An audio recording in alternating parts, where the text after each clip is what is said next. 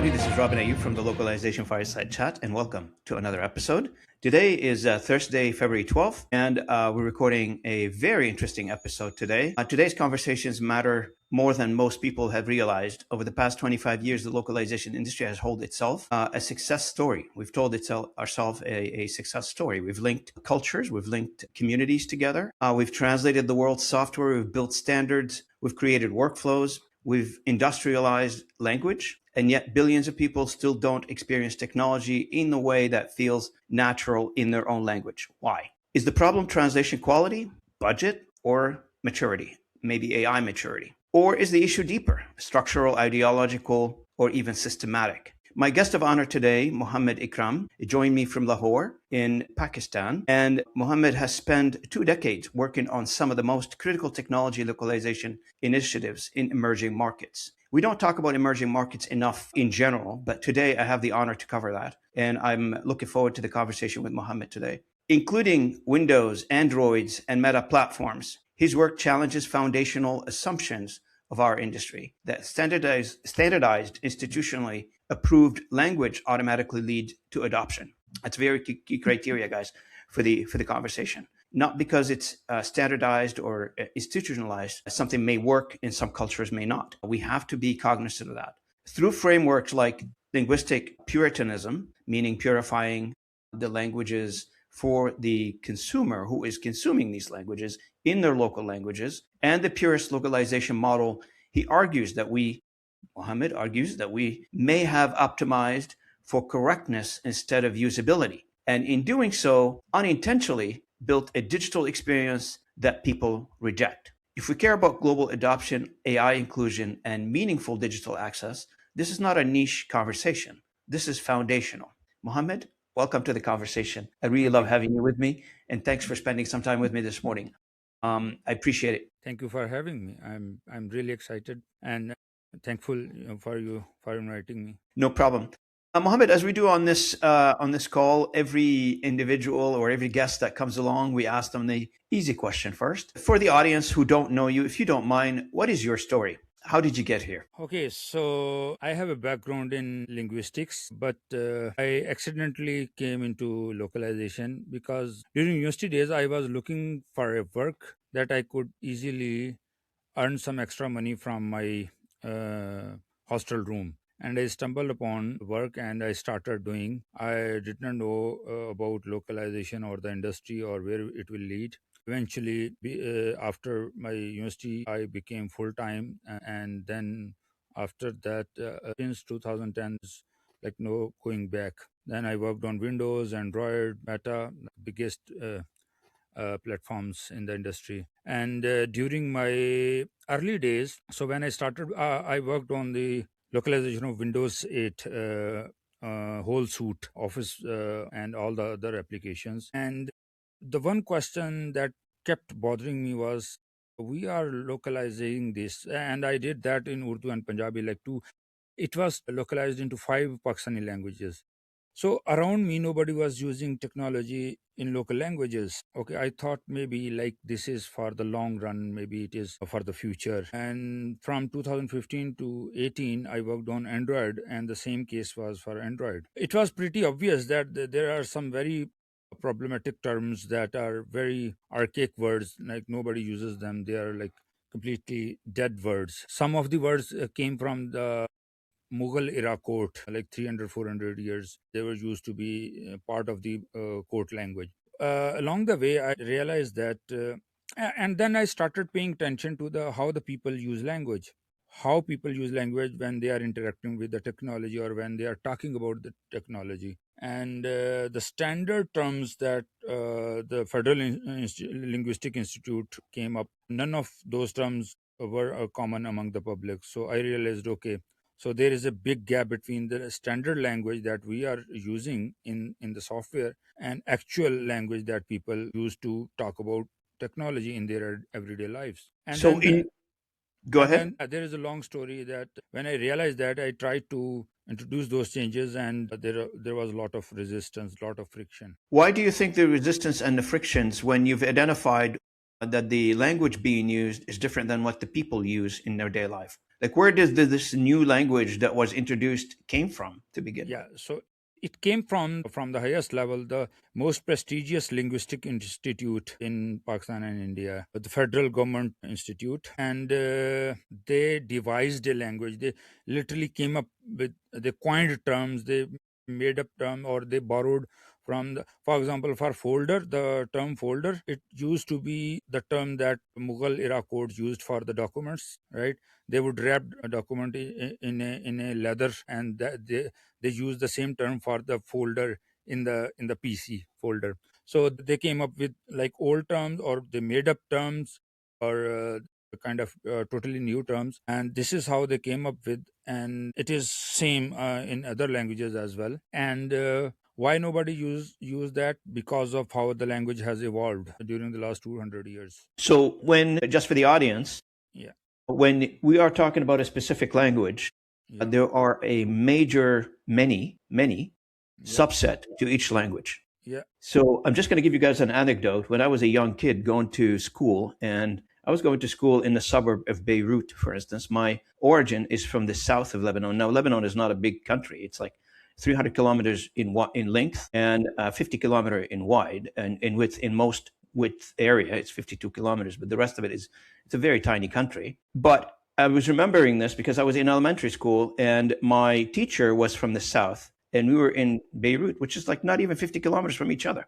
yeah, 45 kilometers, I think. And the teacher wrote a word in Arabic on the board, and he told me to keep quiet because I'm the only one who know about it. And the rest of the kids in the school were from Beirut. They don't know that term. And it's a household item you use in your kitchen, right. to fry an egg in a fryer, Hmm. and whatever that you use to fry an egg in. But there is a different word to call that 40 kilometers away from this to where it is Yeah. being used now, and the people in that region would not know about it. Hmm. Like, my intent of this anecdote is to let people know that there is fundamental differences in languages, not by country, by individual regions within countries. And like, if even in the United States and Canada, there are towns, cities, they pronounce the words differently, they Yeah. say them differently. And for my Canadian folks, you go to Newfoundland and experience it. Yeah. Newfoundland is famous for that. Or go down south, for instance, to Alabama, Mississippi area, and try to speak English. I had a hard time understanding in some cases, not because they're saying it bad, just their local and their region Yes. way of specifying things. And I think that's, one of the biggest thing is that we need to learn, and this is where we don't, it's very sad to see, top-down approach to these Yes. That language is the problem. models, Yeah. and not enough specificity in the modality of how we're deploying these Yes. models. Yes. So the fundamental, you earlier asked where that language came from. So the fundamental problem is the linguistic community, or the larger literary community, thinks they are the dictators of the language structure and the language overall. They are the owners of the language.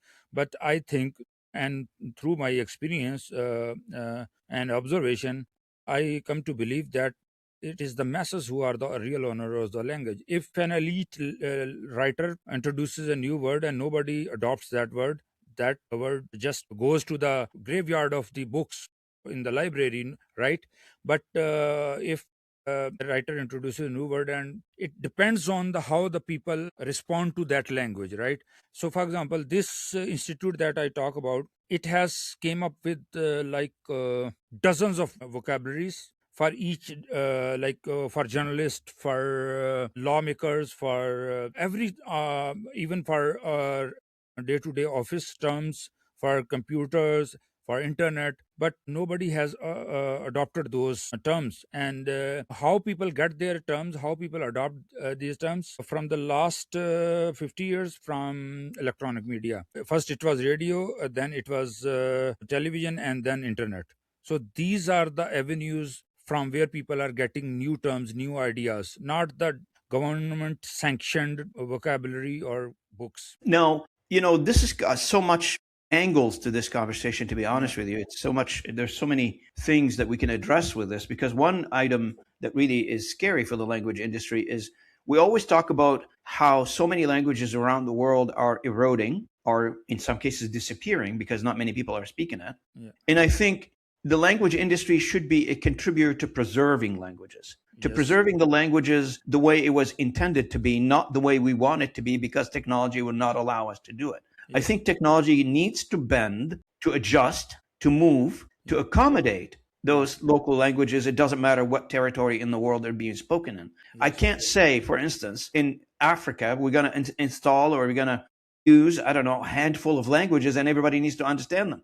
It just makes absolutely no stupid sense at all, in my opinion. yeah, yeah, What do you do with all the other languages? Who's yes. supposed to, how do you understand that? I have thought about all these questions. Like I have spent last 1.5 decade thinking about these questions, and I think in my mind, at least, I have a very clear picture. For example, I have a very simple rule deciding which term to use or which to not. It's very simple in my head, especially when it comes to Indic languages. If the interaction is the under discussion word is about a human to human interaction, use the word that is pure Hindi or Urdu or Punjabi, right? If it is about technology, whatever the masses are using, because when we talk about, i have like I have these kind of conversation with my friends, like whole night we were discussing these kind of discussion, because many of my friends are kind of purist and they think I'm trying to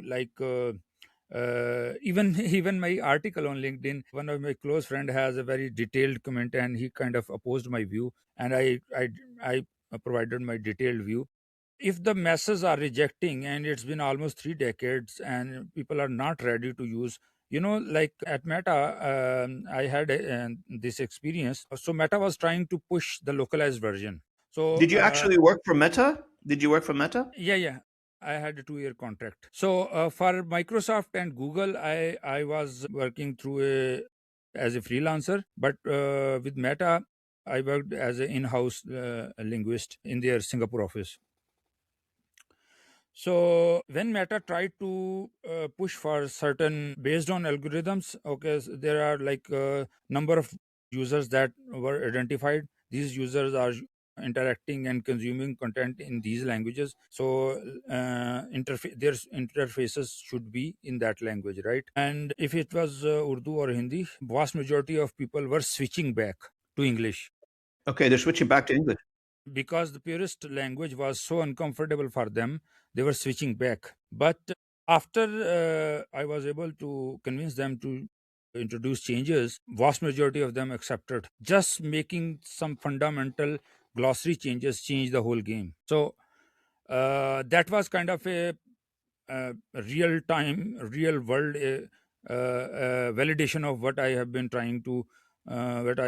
trying to say since 2013-14, that this language is not practical, and we should use the language that people are already using, the way people are interacting with each other when they talk about technology. And coming back to your question, how to preserve the language, look, any of the Indic languages never had a word for computer, because computer was invented somewhere else and it came from the outside, and there is no harm in computer or internet or these words are not replacing anything, these words are not erasing anything, because these concepts never existed before they came. Looking back into the history, whenever something came from the outside, even before the modern globalization, modern colonization, way in the ancient past, words traveled. So why resist now? Because that is unnatural. In my opinion, resistance is unnatural, because that's not how languages evolve.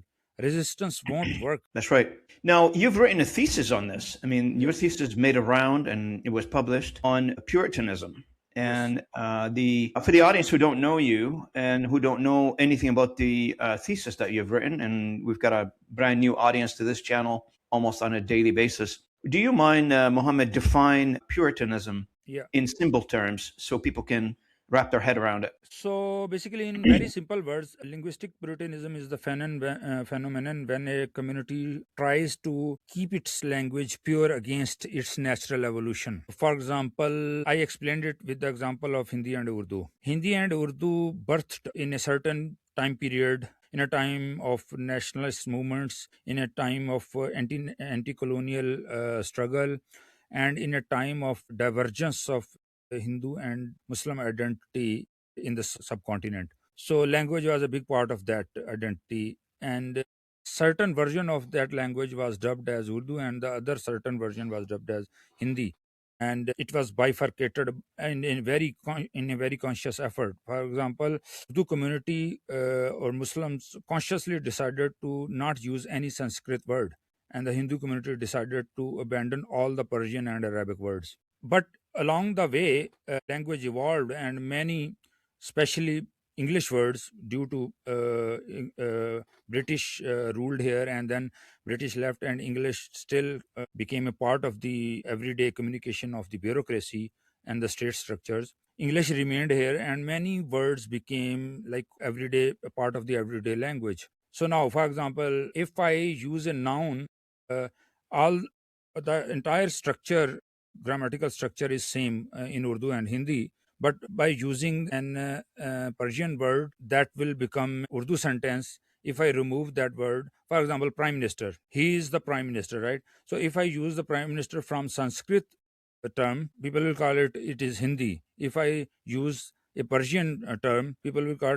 it is Urdu. So basically, at the fundamental level, it is the same language. So that kind of identity tied into that language, and that when Microsoft came in and tried to devise a linguistic model for the localization, the people they consulted, they had the same vision. These words are supposed to be part of the this language identity, even if that word is 400-year old and nobody recognizes that word, but they still went ahead with that word.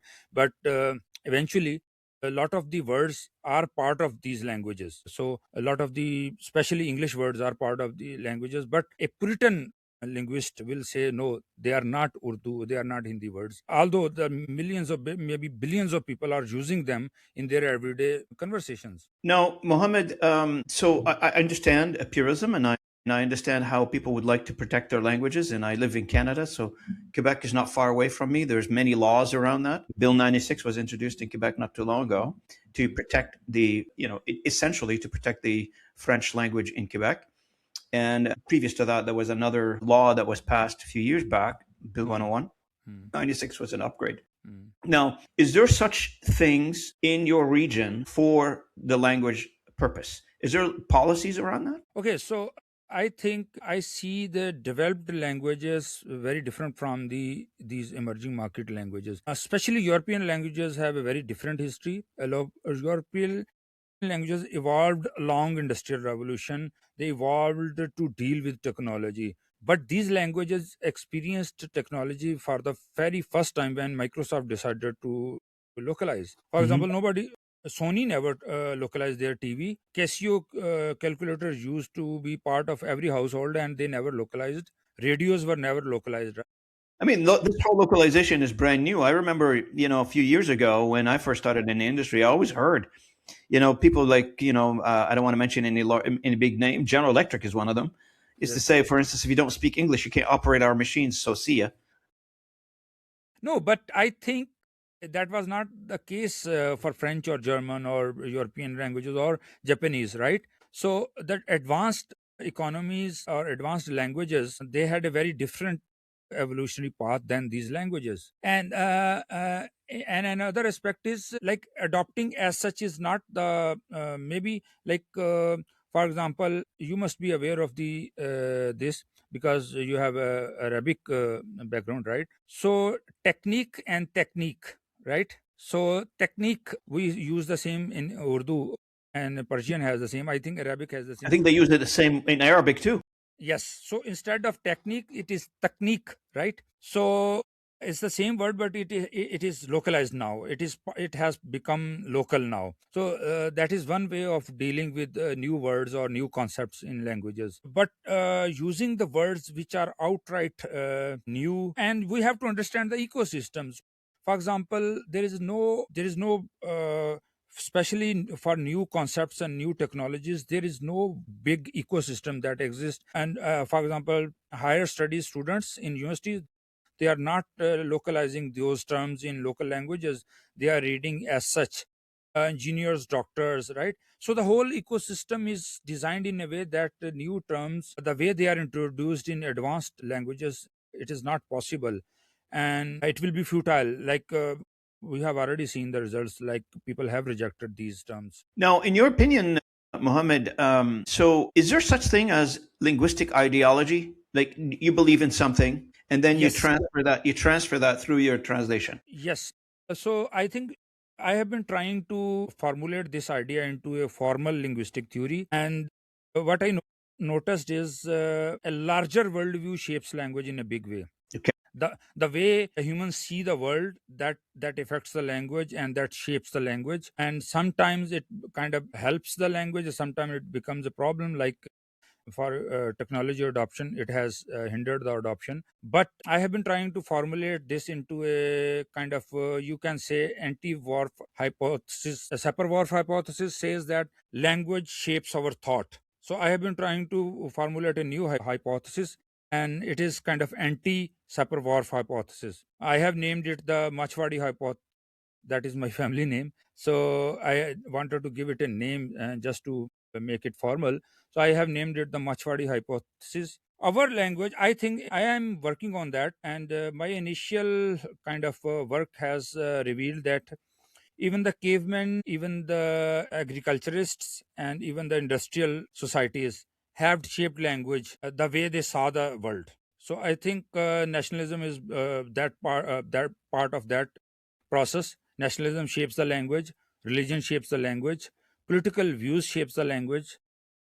But that's who we are as a human, right? Yes, you will be surprised that there is a discussion among the Urdu linguistic community that we cannot translate Khalik, right? Creator is called Khalik in Arabic and in Urdu as well. So, linguistic community, a number of linguists say that we cannot use Khalik for a YouTuber because only God can be Khalik, right?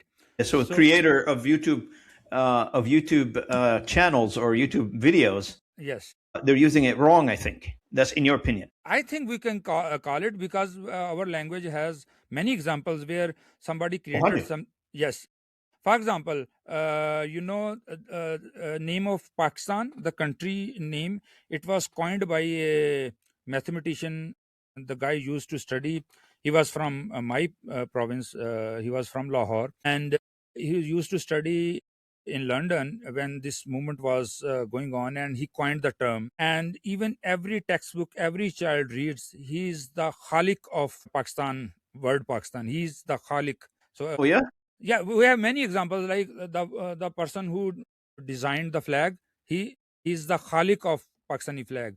So we have many examples where Khalik was used for people who created something. So that I think that kind of resistance to use it for a YouTube creator is not very healthy. No, I'm going to ask you a general question. Do you think purism can coexist with the advancement of adoption of technology, or do you think purism will slow down the adoption of new tech, new Of course, processes, etc.? it has already slowed down. My findings suggest that this process only occurred, this purism only occurred in British and French colonies because the natural evolution of the language was interrupted Yep. and the colonial master imposed foreign language. Eventually that foreign language some hold and people were forced to adopt. Along while this was happening, people were also fighting back for their identities, for their lives, and the nationalist movement were in full swing. During this process a linguistic identity became part of that process. This, and it is healthy. I'm not like fully, I'm not saying that we should fully embrace every term that comes along, right? I said I have a very simple criteria. If it's a technology and if it's a new concept, like trying to translate Wi-Fi, trying to translate Bluetooth is like very futile exercise. So I'm against that, and especially because now the ecosystem in these societies in emerging market is somewhat very different. The economies doesn't allow. For example, you cannot probably you launch a new feature or new product in Japan after localizing it. But that kind of incentive doesn't exist in these markets. So the Google and Facebook and Microsoft will just launch their product and they will localize later. So, and internet has made it so fast that a new term is introduced and the next day it is everywhere in the world, right? So resistance, that is kind of, and it is not just one way traffic, it is two way traffic. Terms travel from smaller markets to the big markets as well. It is not like we are being dictated by the big economies, or only the US economy is dictating people's language. It is the other way around as well because of the internet. Traffic is two-way, right? So I see globalization a force that shapes the language, just like nationalism, just like religion, just like agriculture, or just like hunter gatherer shaped the language. And what do you think? What do you think, Mohammed? The role of institutions? You mentioned a few earlier: Google, Microsoft, Yes. Meta, etc. What are do you think the role of those institutions in helping or supporting? Because they must see purism as a better way to present their product in the local market. I mean, Yes. deploying something and figuring it out later, deploying something in English in Pakistan or in India or whatever, in whatever region, and then figure out later, oh, if there's a lot of, and I think, I don't know, I'm not inside of their boardroom, but I can speculate Hmm. to say, okay, if there's a lot of noise, we'll translate. If there's no noise, then we got away with it. I don't know. Is there No, is there rules around that? no, no. So because I think it is not up to, it is not their fault. See, yes, they paid, eventually they paid people, like the Federal Institute hired a whole team, and they paid those people. So eventually they were the owners of the quality, but they relied on the expertise, right? And nobody, like, if you hire the top linguist in the, like, the person who headed the committee that was formed to form a style guide and the glossary in Pakistan, the guy was the only PhD in terminology in the whole country. Like, the guy was the top terminologist in the entire country. So Microsoft trusted that guy. So it's not Microsoft's fault that foundations were wrong, right? But You're talking to the translators, they need to come along with the idea, right? no, some people try to resist, and that guy kind of gave them a shut up call.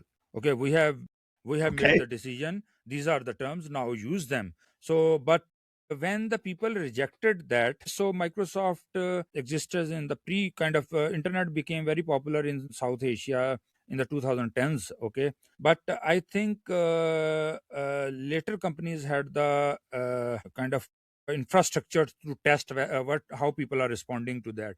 But again, if a premium institute has made some decisions and you are supposed to trust their judgment, right? Because they are the best in their linguistic judgment. So until you have a counter thesis, very strong counter thesis, why? And even the data was misinterpreted. For example, people rejecting was interpreted as maybe people don't want it, but still every company localized. Like, it's not just the big tech, even like a company used to be very small startup, Netlog.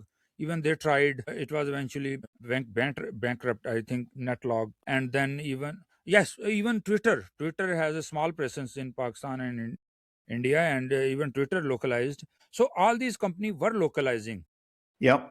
and the feedback that was coming from the users was misinterpreted by two. And one was the purest linguist in the ecosystem.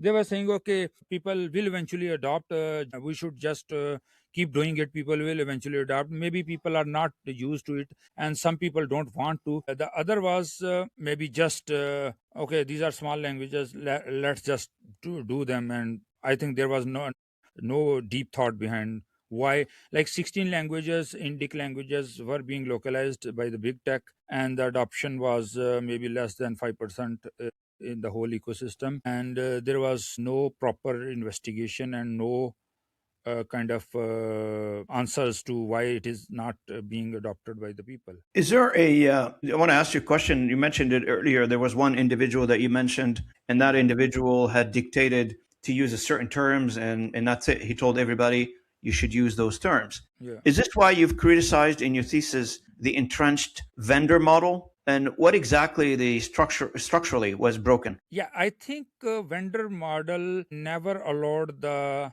problem to surface, right? So because from vendor's point of view, everything is going well is the only viable option if you want to keep working. Hmm.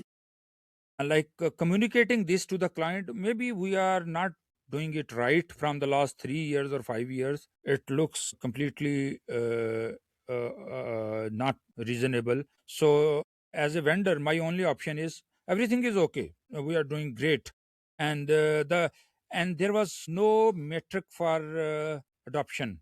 There was only metric. Okay, this is the terminology.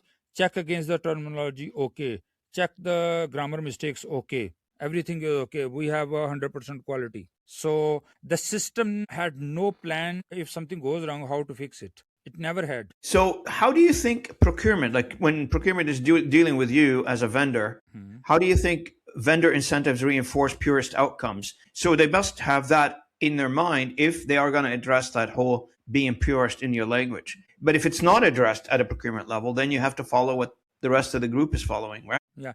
So I think uh, from my point of view, actually, the linguist must have at least once a month meeting with the actual language owner sitting inside the big tech, the language manager. That is the only way to ensure if there is a problem. And again, that person should be able to should be knowledgeable enough to interpret that feedback into a solid, actionable thing. For example, I try to communicate this in my experience. I try to communicate this, but my and you have only like a few minutes. I got that meeting after several months of struggle, and I had few minutes, and I couldn't explain anything, and my all of my concerns were rejected. Eventually, we went back to the same framework, and we worked for next several years. After that interaction, I realized, okay, I need a proper way of communicating this to the people who are making the decisions. That's how I came up with the linguistic puritanism theory. Okay, there is a pattern. There is a pattern behind the process, and that pattern should have a name, and that should have a definition. That's how maybe I will be able to communicate. Is the localization industry focusing on their own thing? Because obviously you're giving feedback, and that feedback loop is making its way. I'm assuming you've made those comments to many Yes. during your career. Yeah. So, do you think the localization industry in general is focusing on their own thing? I think we got our priorities right now. Everybody's rushing toward being more productive, being cost efficient, reducing cost, implementing technology, and that entire language discussion that initially created the industry. It happens. I'm not saying it doesn't happen, but not at the same frequency as we are talking about the latest in the technology, etc. What Yes. do you think? The business world runs on quarterly reports and quarterly Of course. goals, right? So this kind of this is a very big change and big long term investment, right? Fixing the localization in it's not that big in my experience, like just changing the most visible parts of the interface. Huge impact. Like there can be steps to fixing it. And yes, when the people who are sitting in the decision making position, if they listen and if they are convinced, right? So that why I decided to write, and that's why I decided to come up with the whole theory. Because saying something in a and the people who are making decisions, they are very busy people, extremely busy people, and they have to deal with so much stuff that okay, they are dealing with 100 languages, and out of the 100, 2 or 3 dozen languages of the emerging markets, and they are not providing an immediate revenue as well, right? So there are so many factors, but if they come to understand, they take action, in my experience. So now let's throw AI into the mix of all this. Yeah. And my next article is on this topic. It's on this But topic, right? yeah, So on that. the question becomes with AI, there's not much control from your perspective because you're saying, well, how do I train it? You know, you're an individual translator. You don't have a big company behind you. Yeah. You don't have a big infrastructure behind you. How does AI impact you individually as a translator in an emerging market? Yeah, I think industry is gonna go the AI path. But what I have been doing is I'm testing whether the current LLMs can be used. There have been some fine tuning in the, especially Llama is open source and people are experimenting with. So I am testing few big LLMs and the few local fine tuned specifically for Urdu. And my finding so far has been no.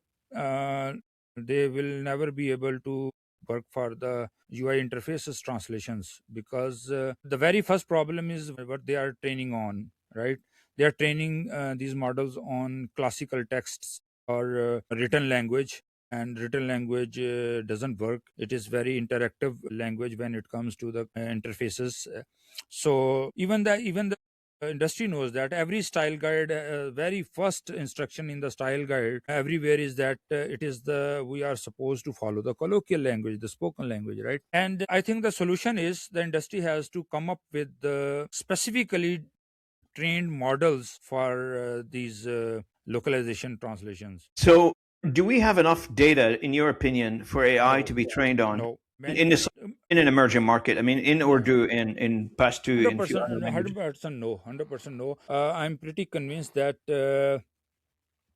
a lot of custom made data needs to be created in order to train these models. There's still more to be done there. And I've talked Yes, about this on the channel because we talk about AI in an absolute kind of a term, which is not correct at all. Because AI right now, the way it sits, in my opinion, from a status perspective, what can it deliver? yes, It sits at the top end of where the data is more available. So in English, French, the Western languages, I think it will do better than the languages we don't have a lot of data on, or we don't have yes, enough data on. yes, Basically, what we're talking about right now in the emerging markets.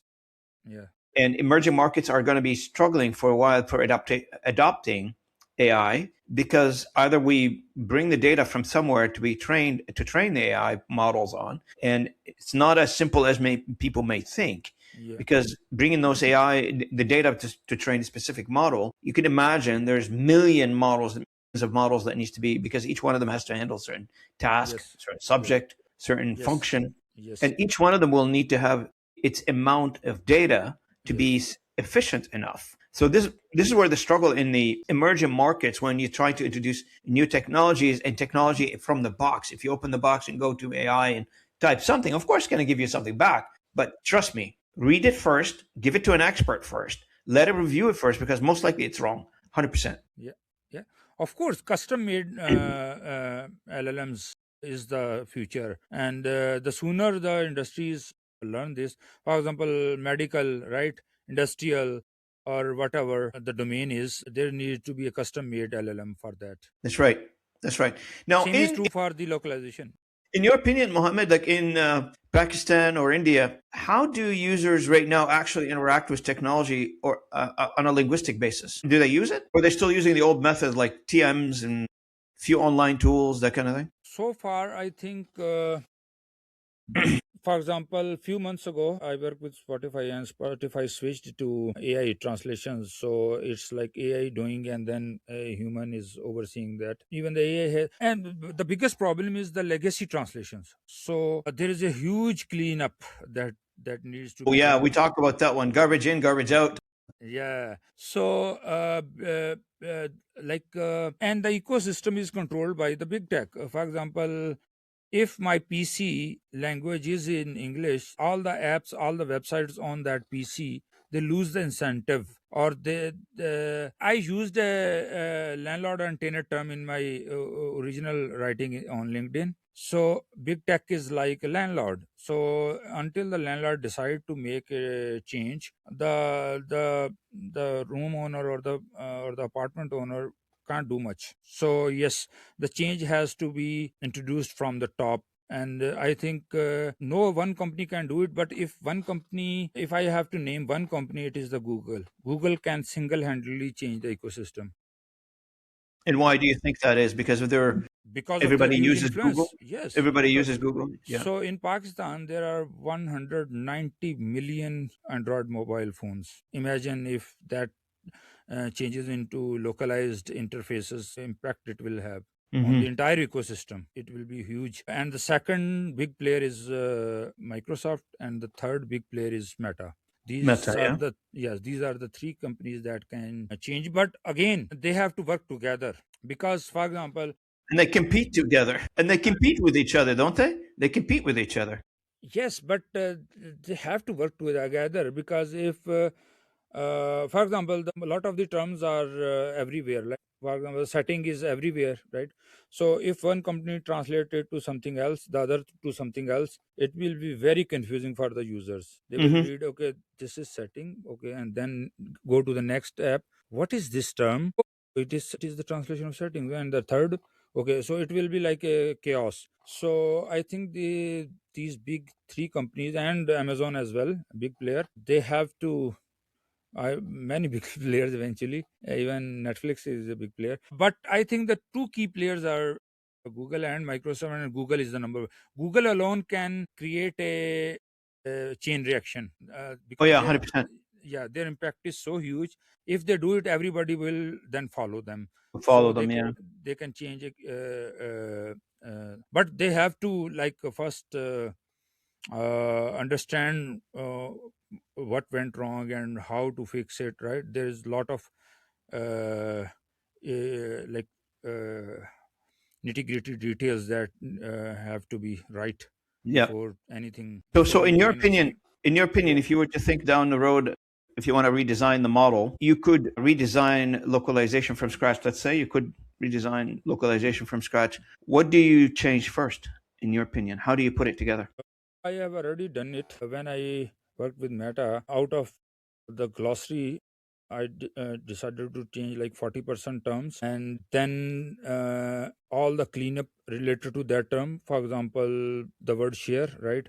So there are like hundreds of thousands of strings that has share in them. Fixing those, the cleanup, that is the next step. And the third step is fine tuning further the entire localization. But the first step starts with changing the fundamental glossary terms. I in my experience were like around 30 to 40% terms that needed change. Need to be changed, right? Yeah, but the problem is like, Basically, what you're saying, start from a good linguistic foundation. That's what you're saying, right? yes, no, but it turns into a huge avalanche.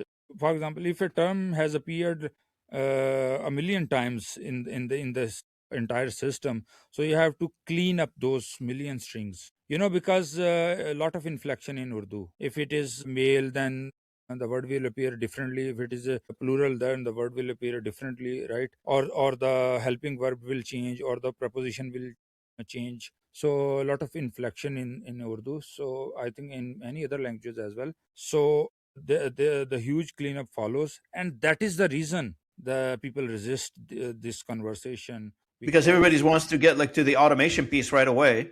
They're not no, taking their time. not just because if I'm the imagine I am the owner of Indic languages at a big tech.